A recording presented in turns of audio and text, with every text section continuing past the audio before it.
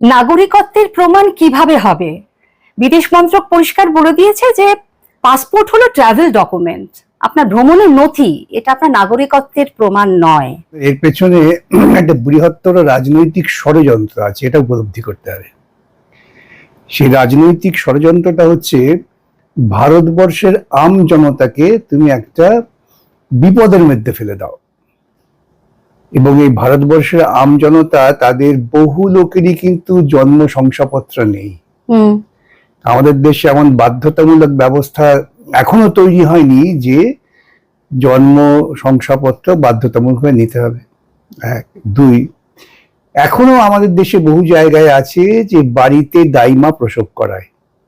Passport তাই তুমি দেবে কেন? ট্রাভেল ডকুমেন্টের দরকারটা কি?